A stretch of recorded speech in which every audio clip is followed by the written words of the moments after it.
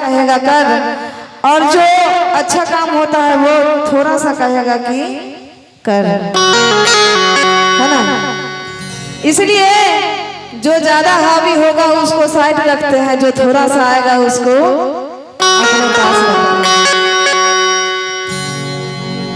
क्योंकि अपने माता पिता और अपने गुरु का, अपने से बड़ों का आशीर्वाद इस जग में बहुत ही ज्यादा जरूरी होता है।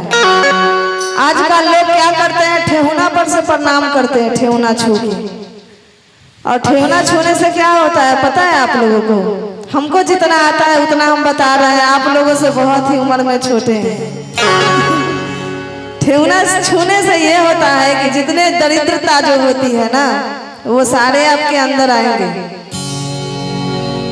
हमारे नीलम दीदी हरिंदर भैया क्या कह रहे थे कि जाओ तो कहो हर हर महादेव, हर हर महादेव, जय श्री राम।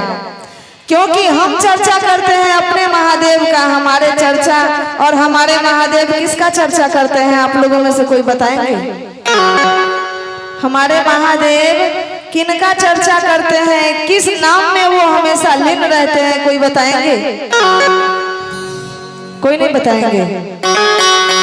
तो हमारे महादेव वो श्री हरि विष्णु का चर्चा करते हैं, जिनका इस जगत में एक ही नाम है, जय श्री राम।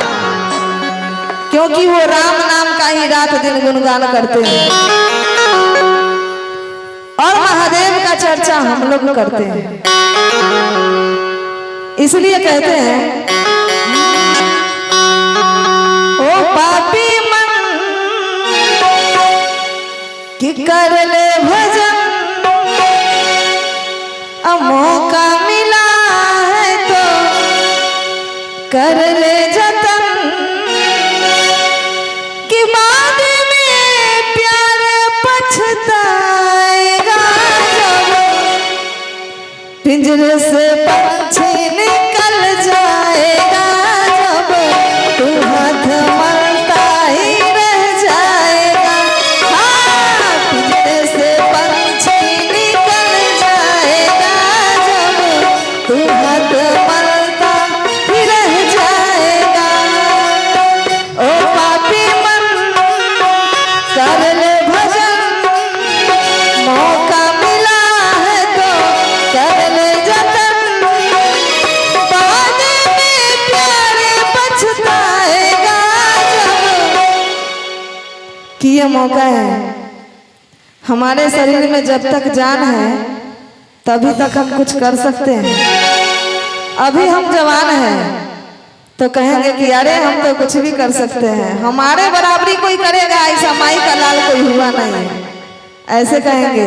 लेकिन वही जब थोड़ा थोड़ा दिन आता है, जब इस शरीर से काबू कम होने लगता है, तब याद आता है कि अब तो मेरा शरीर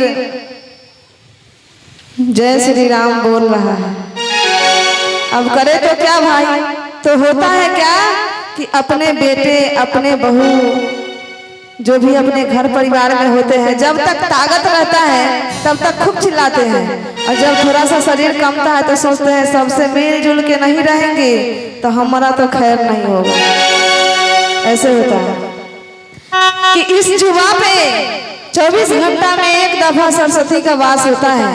इसलिए हमारे नीलम दीदी हरिंदर भैया कहते थे कि जो भी बोलिए सोच समझ के बोलिए, क्योंकि इस जुबान से जब कुछ भी ऐसा अशब्द निकलेगा तो फिर वो वापस नहीं आएगा, है ना।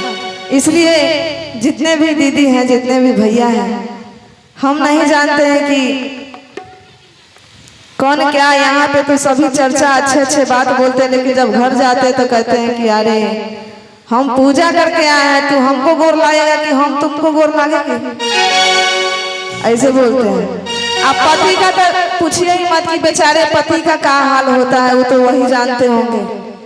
क्योंकि चर्चा में ज्यादातर लेडीज लोग ही आती हैं, मंच पे बैठती हैं, बोलती हैं, लेकिन इसमें ऐसा नहीं है। जो गुरु भैया भजन करना चाहेंगे, जो 2-4 शब्द बोलना चाहेंगे वो भी आ सकते हैं, क्योंकि सबसे ज्यादा पति बेचारे को भुगतना पड़ता है घर पे जब लेडीज लोग चर्चा में आती हैं। कहिए कि झूठ है, झूठ है। बहुत ऐसे कम दीदी हैं कि अपने पति के प्रणाम करने के बाद ही बिस्तर से उतरते हैं, और बहुत ऐसे दीदी हैं कि कहते हैं हम चर्चा करते हैं हमको प्रणाम करो।